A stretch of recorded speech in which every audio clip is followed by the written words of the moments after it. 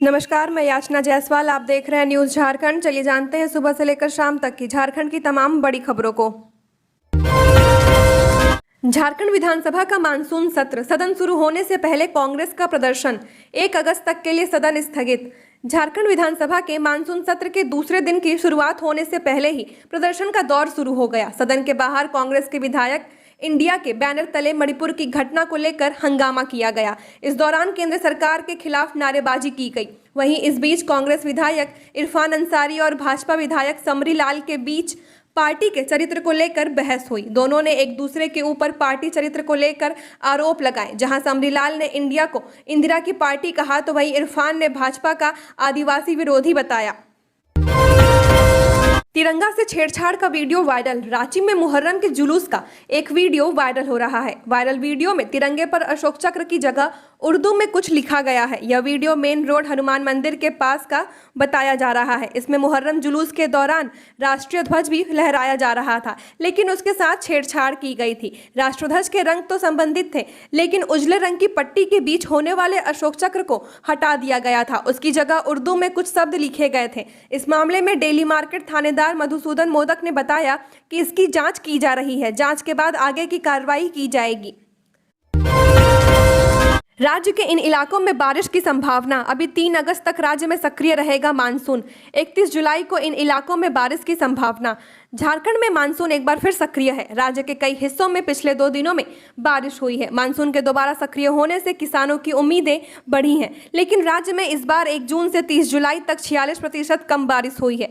मौसम विभाग संभावना जाहिर कर रहा है कि राज्य में 3 अगस्त तक कभी बारिश होगी। बारिश की संभावना के मद्देनजर येलो अलर्ट भी जारी किया गया है।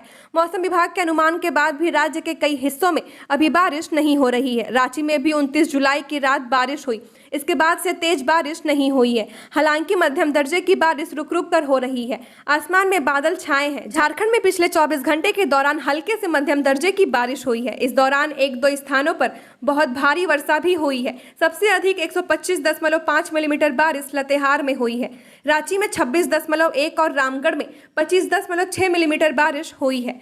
मौसम विभाग ने 31 जुलाई को गढ़वा सहित राज्य के कई हिस्सों में बारिश की संभावना जाहिर की है। संभावना यह भी जताई जा रही है कि 1 से 3 अगस्त तक राज्य भर के अधिकांश हिस्सों में अच्छी बारिश हो सकती है। बारिश कम होने से पूरे राज्य में सूखे के हालात हैं। राज्य सरकार ने 15 अगस्त तक की तारीख तय की है। इसके बाद राज्य में सूखे के असर का आंकलन करेगी। नए बने 84 HSC में 168 पदों पर होगी बहाली। स्वास्थ्य विभाग ने राज्य के विभिन्न जिलों में 84 स्वास्थ्य उपकेंद्र स्वीकृत किए हैं। इनकी स्थापना ग्रामीण क्षेत्रों में होगी। यहां पैरामेडिकल के 168 पदों पर नियुक्ति भी की जाएगी। इन 168 पदों के सृजन के विरुद्ध एकीकृत बिहार में स्वीकृति ऐसे 153 पद पर जिनकी आवश्यकता वर्तमान परिप्रेक्ष्य में नहीं है, उसे प्रत्यर्पित किया जाएगा। स्वास्थ्य विभाग के अपर मुख्य सचिव अरुण कुमार सिंह ने आवश्यक 168 पदों के सृजन एवं अनुपयुक्त 153 पदों के प्रत्यार्पण का प्रस्ताव तैयार कर इसका संलेख प्रशासकीय पदवर्ग समिति को भेजा है। रांची में 4.63 लाख आयुष्मान कार्ड बने। 21 जुलाई से 4 अगस्त तक झारखंड सरकार के द्वारा सभी जिलों में आयुष्मान पखवाड़ा चलाया जा रहा है। इसी कड़ी में रांची जिले में कुल 4,73,000 परिवारों का आयुष्मान कार्ड बनाने का लक्ष्य रखा गया है। इनमें 4,63,000 परिवारों का आयुष्मान कार्ड बन चुका है। शेष 10,000 लोगों का कार्ड बनाया जाएगा। बता दें कि जिले में कुल 5,18,000 परिवार जो राशन कार्ड से आच्छादित हैं, उनका आयुष्मान कार्ड बनना था, लेकिन पड़ताल के बाद सामने आया कि 45,000 परिवार का राशन कार्ड एक्टिव ही नहीं हुआ है। खबरों में आगे बढ़ने से पहले अगर आपने अभी तक इस चैनल को सब्सक्राइब नहीं किया है तो सब्सक्राइब कर लें, जिससे आपको झारखंड की हर छोटी बड़ी खबर के अपडेट मिलते रहें। तो चलिए बढ़ते हैं खबरों की ओर। सुभाष के हत्यारों की गिरफ्तारी को लेकर कैंडल मार्च। माकपा नेता सुभाष मुंडा के हत्यारों की गिरफ्तारी की मांग करते हुए रविवार को विभिन्न संगठनों ने रांची में कैंडल मार्च निकाला। अल्बर्ट एक्का चौक पर सुभाष के चित्र पर माल्यार्पण कर श्रद्धांजलि दी और मोमबत्ती जलाई। 12 संगठनों की ओर से आयोजित मार्च में काफी संख्या में लोगों ने शिरकत की। विपक्षी गठबंधन का राजभवन के समक्ष 1 अगस्त को महाधरना। झारखंड प्रदेश कांग्रेस मुख्यालय में रविवार को Indian national development inclusive alliance के घटक दलों की बैठक हुई है। बैठक में मणिपुर घटना के खिलाफ 1 अगस्त को राजभवन के समक्ष महाधरना का ऐलान किया गया। INDIA के सभी घटक दल इस महाधरना में शामिल होंगे। धरना के बाद राष्ट्रपति के नाम राज्यपाल को ज्ञापन सौंपेंगे। बैठक में निर्णय लिया गया कि केंद्र की मोदी सरकार के खिलाफ जिलों में भी समाहरणालय के समक्ष धरना दिया जाएगा। इससे पहले 31 जुलाई को झारखंड विधानसभा के गेट नंबर 3 के सामने INDIA के घटक दल मणिपुर मामले को लेकर विरोध प्रदर्शन करेंगे। बैठक में प्रदेश कांग्रेस कमेटी के अध्यक्ष राजेश ठाकुर ने कहा कि पूरा मणिपुर 3 मई 2023 से जातीय हिंसा की आग में जल रहा है। रिम्स में इलाज के दौरान कैदी की मौत। रिम्स में इलाज के दौरान 78 वर्षीय कैदी दुलाल महतो की मौत हो गई। दुलाल सरायकेला खरसावां जिले के चांडिल थाना क्षेत्र का रहने वाला था। मंडल कारा सरायकेला के विशेष जांच एवं इलाज के लिए 5 जुलाई को उसे MGM अस्पताल जमशेदपुर में भर्ती किया गया था। वहां सेहत में सुधार नहीं होने के बाद 12 जुलाई को बेहतर इलाज के लिए रिम्स रेफर किया गया था। रामगढ़ पुलिस को मिली बड़ी सफलता, 5 बच्चों की ऐसे बचाई जिंदगी। रामगढ़ के बरकाकाना रेलवे स्टेशन पर पुलिस ने 5 बच्चों की जिंदगी बर्बाद होने से बचा ली है। अगर रेलवे पुलिस ने तत्परता नहीं दिखाई होती तो ये भी बच्चे मानव तस्करी के शिकार हो जाते, फिर शायद कभी वापस नहीं मिलते। लेकिन रेलवे पुलिस की नजर उन पर पड़ गई, सभी बच्चों को बचा लिया गया। रेलवे चाइल्ड लाइन के द्वारा सभी को मुक्त कराया गया है। वहीं इस मामले में एक व्यक्ति को गिरफ्तार भी किया गया है, जिससे सख्ती से पूछताछ की जा रही है कि आखिर इन बच्चों को कहां लेकर जाया जा रहा था, इनके तार कहां से जुड़े हैं। गिरिडीह में फ्लिपकार्ट ऑफिस में चोरों ने बोला धावा, नकदी समेत पार्सल की चोरी। गिरिडीह मुफस्सिल थाना इलाके के सिरसिया CODही में चोरों ने एक बार फिर बड़ी चोरी की घटना को अंजाम दिया है। इस बार चोरों ने ऑनलाइन पार्सल डिलीवरी करने वाले फ्लिपकार्ट कंपनी के ऑफिस में धावा बोल नकदी समेत कई पार्सल चोरी कर ली। घटना रविवार देर रात की है। घटना की जानकारी मिलने के बाद सोमवार की सुबह मुफस्सिल थाना प्रभारी कमलेश पासवान सदल बल मौके पर पहुंचे और जांच पड़ताल में जुट गए हैं। फिलहाल पुलिस इस मामले में कुछ भी बताने से इनकार कर रही है। आकलन परीक्षा में 17 पारा शिक्षक नकल करते धराए। पारा शिक्षकों के मानदेय बढ़ोतरी के लिए पहली आकलन परीक्षा रविवार को राज्य भर में शांतिपूर्वक हुई। पलामू में 17 शिक्षकों को कदाचार करते पकड़ा गया। इन शिक्षकों को निष्कासित कर दिया गया है। रेलकर्मी के घर दबे पांव घुसे डकैत, पत्नी और बच्चे को बंधक बनाकर लूट लिया पूरा घर, फिर किया ये काम। धनबाद में शनिवार की रात बारिश के दौरान शहर में बिजली कटी हुई थी। हर ओर अंधेरा था। बारिश बंद होते ही पंपू तालाब स्थित रेलवे अस्पताल कॉलोनी में 6 अपराधियों ने रेलकर्मी चंद्रपाल के आवास पर डाका डाल दिया। उनकी पत्नी व बच्चे को बंधक बनाकर 35,000 की संपत्ति लूट ले गए। डकैतों ने घर से 6200 रुपए, 20,000 की कीमत के जेवरात व 9,000 रुपए का मोबाइल लूट लिया। इससे पहले गृहस्वामिनी को एक कमरे में बंद कर दिया।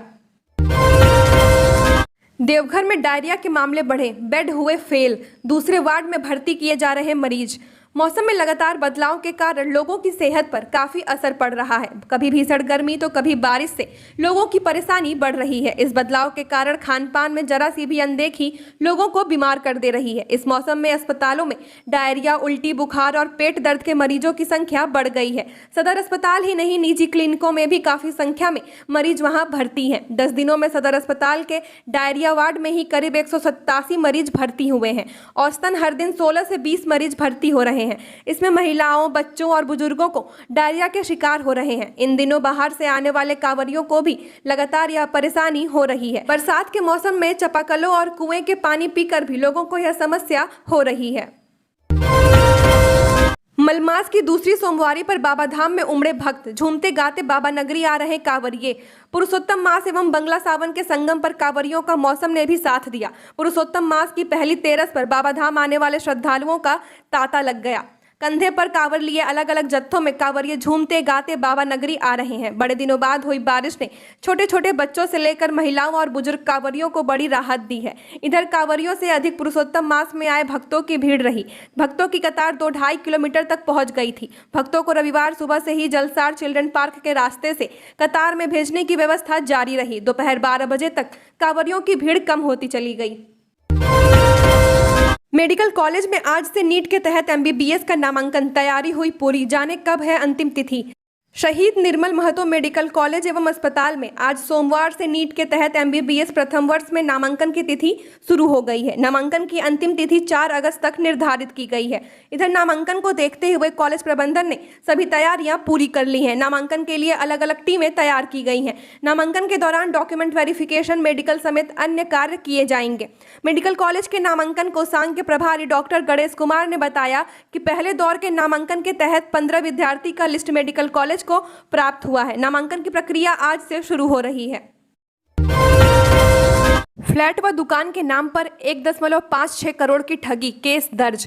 हिनू निवासी बिल्डर नीरज सहाय से फ्लैट व दुकान के नाम पर 1.56 करोड़ की ठगी कर ली गई है। इस संबंध में नीरज ने गौशाला चौक निवासी हेमंत कुमार पोद्दार और हिमांशु पोद्दार के खिलाफ कोतवाली थाने में केस दर्ज कराया है।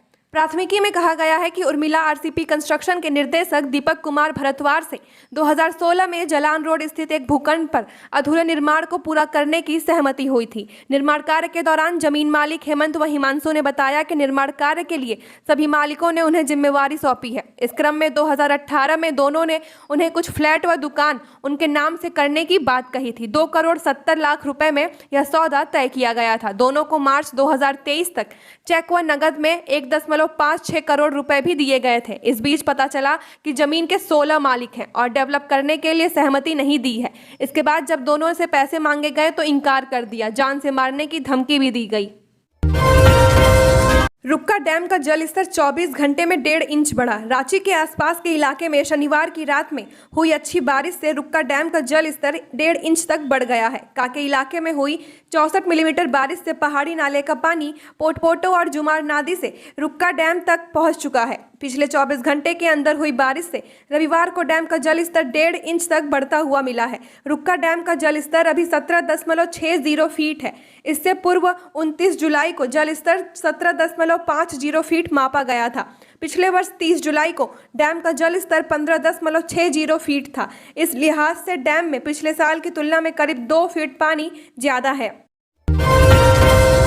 नगड़ी में अवैध रूप से संचालित बाल आश्रय गृह पर एफआईआर। रांची जिले के नगड़ी थाना क्षेत्र के कूटे गांव में एक सरकारी स्कूल में अवैध तरीके से चल रहे बाल आश्रय गृह के खिलाफ प्राथमिकी दर्ज की गई है। राष्ट्रीय बाल अधिकार संरक्षण आयोग के अध्यक्ष प्रियंक कानूंगो ने यह प्राथमिकी दर्ज कराई है। कानूंगो ने इस सेंटर को तत्काल बंद कर संचालकों के खिलाफ कानूनी कार्रवाई करने का आदेश दिया है।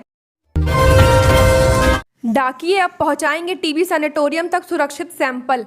झारखंड में अब जांच के इंतजार में टीबी मरीजों का इलाज बाधित नहीं होगा। जांच व जानकारी के अभाव में संक्रमण के प्रसार को भी रोका जा सकेगा। राज्य में टीबी पर लगाम लगाने के लिए स्वास्थ्य विभाग ने डाक विभाग के साथ करार दिया है। यह करार टीबी के सैंपल ट्रांसपोर्टेशन के लिए किया गया है। राज्य रक्षमा पदाधिकारी डॉक्टर रंजीत प्रसाद ने बताया कि अब राज्य के दूर दराज के मरीजों के सैंपल की जांच एक दिन में हो सकेगी। मरीज को टीबी है या नहीं, सैंपल लेने के अधिकतम दूसरे दिन उसकी प्रारंभिक पुष्टि की जाएगी। इसकी 48 घंटे के अंतिम चरण में जांच होने के बाद ऑनलाइन रिपोर्ट भेजी जाएगी। इससे मरीज का त्वरित इलाज शुरू हो सकेगा। झारखंड की और खबरों के लिए बने रहिए हमारे साथ। हमारे चैनल न्यूज़ झारखंड पर चैनल को सब्सक्राइब करें, साथ बेल आइकन को प्रेस करें।